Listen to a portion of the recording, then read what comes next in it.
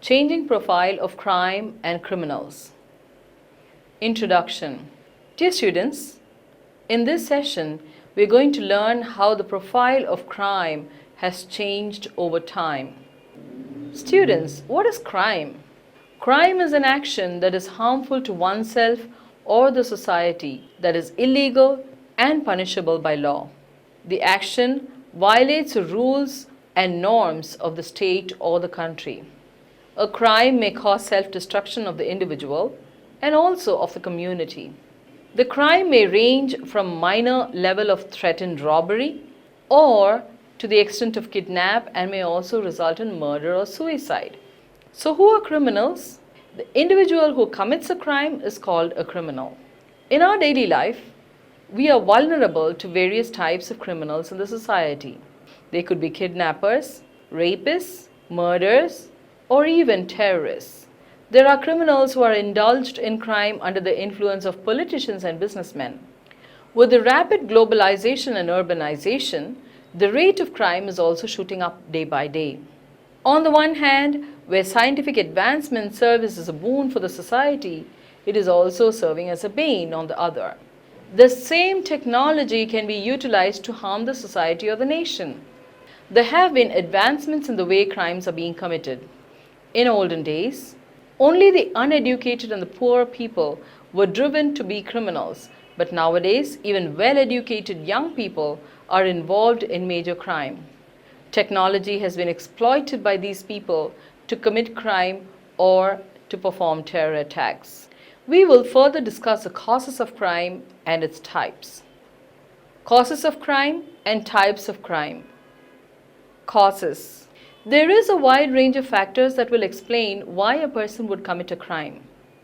The root causes of crime may include social, economic, cultural, and family background. Psychological reasons like anger, pride, jealousy, greed, and revenge may also cause a person to commit crime. There are some people who desire for money, materialism, and quick financial growth.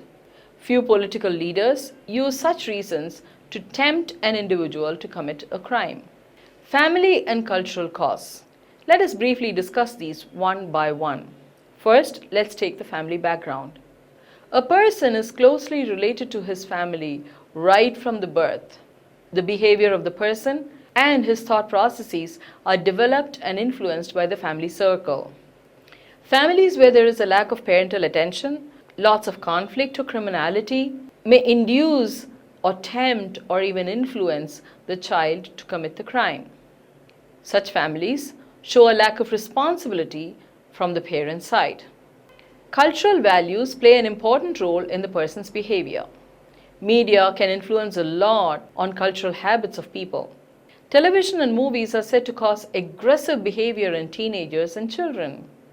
Habits of stealing may crop up due to the effect of watching influential programs. Cultural values are also lost due to the influence of media. Social and economic cause. The next cause we are about to explore is the social influence and economic factors. In society, the peer circle can influence a person to commit crime. Social reasons can be inequality, lack of education, and so on. Families facing financial crisis who cannot even afford the basic necessities are sometimes forced to beg or to steal. Under such conditions, the desire for materialism, driven by pure influence, can cause the individual to take up the crime path. Let us now go to analyze the different types of crimes. There are two major categories of crimes: personal crime and property crime. The crime that affects an individual mentally or physically is called personal crime. This includes physical, mental, or sexual assault, false imprisonment, drug abuse, kidnapping, and rape. The person is forced to obey the criminal's desire in order to face less consequences. The other type is property crime, where the criminal interferes with the person's property. The property may be acquired by the criminal by robbery, forgery, and false pretenses. Crime may also involve arson and vehicle theft. White-collar crimes are committed by people in high social status with respect to their job. It includes violation of income tax laws, embezzlement of money, and tax evasion.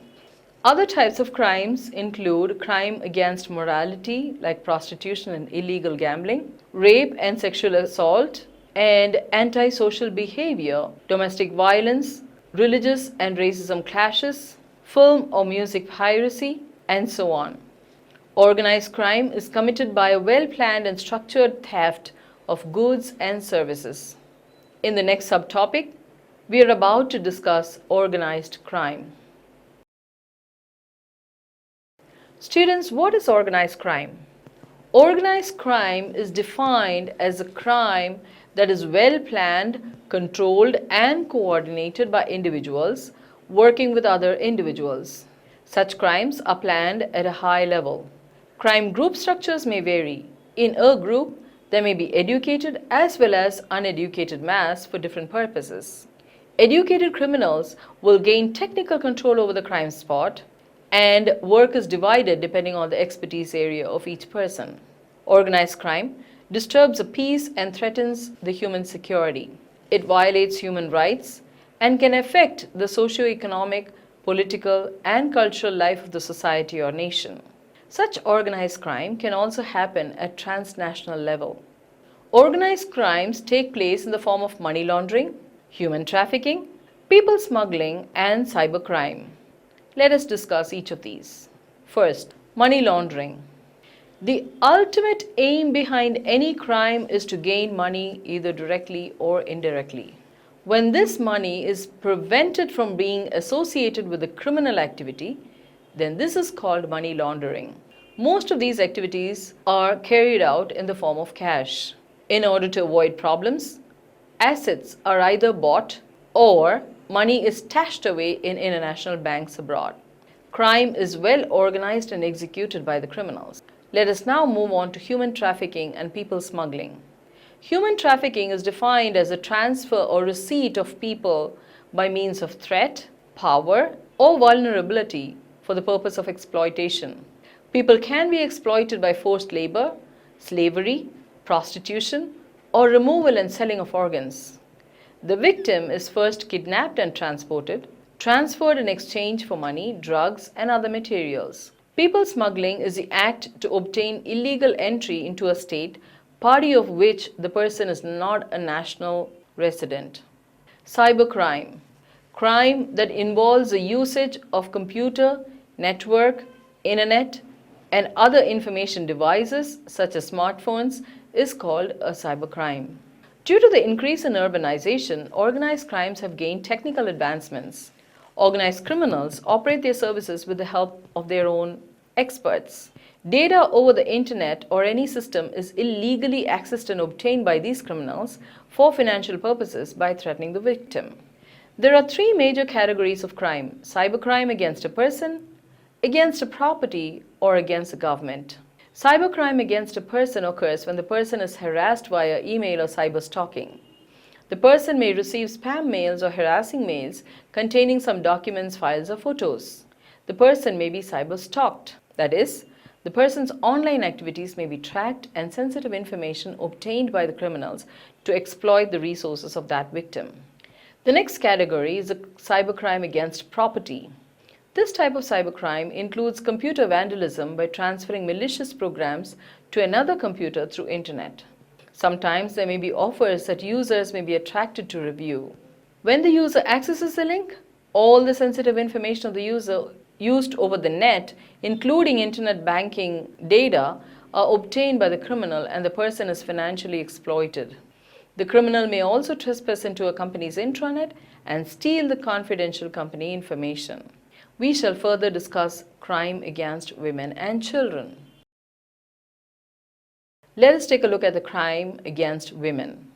Although we speak proudly about our advancement in science and technology in our social life, crime against women is witnessing a rising trend everywhere.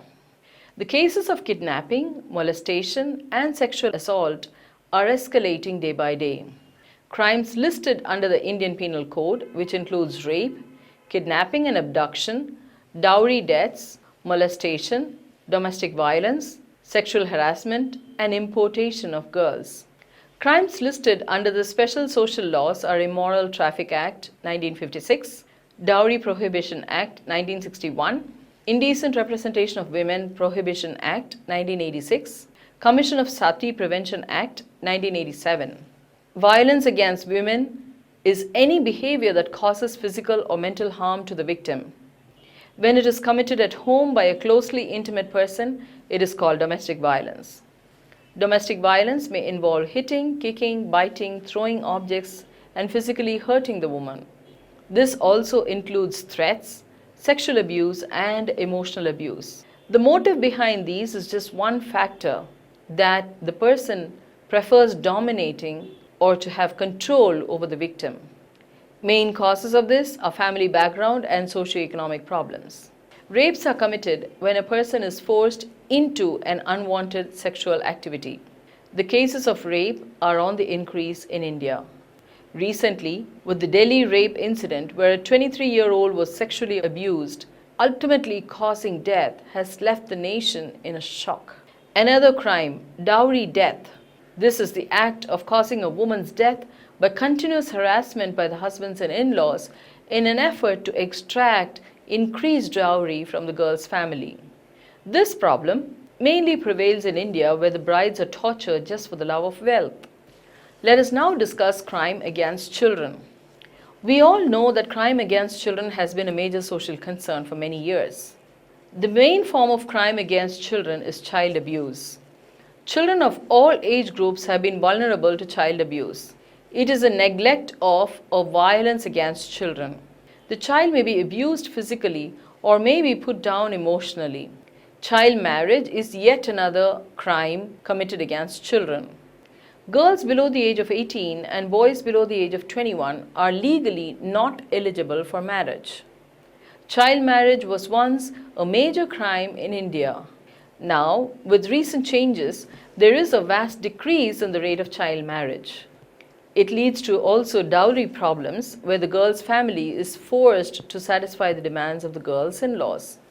If not, the girl is tortured and ultimately becomes a serious issue. Some criminals kidnap and sell children. First of all, it's all for the money, that they lose humanity. Secondly, the children are abused in various forms. Such criminals use these children for various purposes. They might remove and sell the organs of these children, make them beg, and if it is a girl child, they may even send the girl for prostitution. Although we have seen rapid social and economic growth in the society, this problem is still prevalent in remote areas of India. Let us look at corruption now as a form of crime. As we all saw, corruption is a misuse of status and power for personal benefit. In India, it is a major issue that affects our economy and is highly inevitable. A corrupt person is also immoral, dishonest, and demands a favor if work has to be done on time. The illegal favor done to a person in order to get a work accomplished is called a bribe. Using such illegal ways, the person gets illegal money into his account, and in order to escape the law, the money is stashed in foreign banks abroad. Is corruption specific to any segment of the society? Oh no, corruption starts right at the top and slowly spreads to all the sections of the society. When we look at corruption in the public life, it covers all segments: politics, government, business, education institutions as well. If work has to be accomplished, people have to get it done through high influence of high status people. Some people prefer bribing the officials with huge sums of money, whereas some officers demand money indirectly. This way, corruption has spread all over the place like a disease. People involved in corruption come from all segments of the society, either indirectly or directly. Some people do not have a choice rather than giving in for bribery. Everyone knows that criminals have no morals and we cannot expect them to behave properly. But these days, even police are involved in corruption. Instead of favoring law and order, they are forced to favor political parties and obey their orders. Methods of corruption.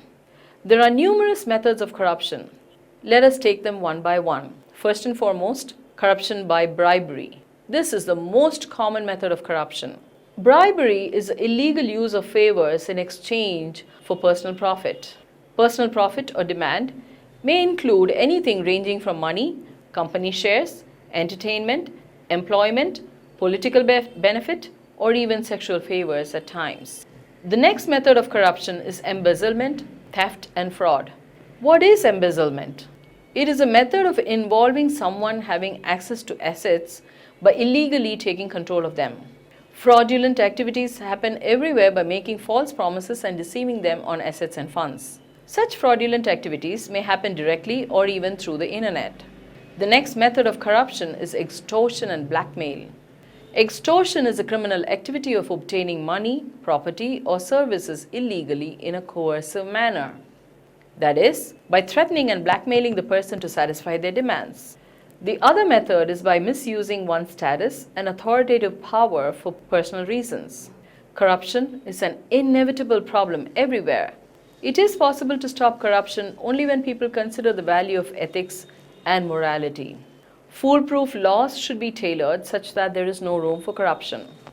As an example to this, we have the Jan Lokpal Bill, which was designed to make India a corruption-free nation, but the bill has not been passed yet.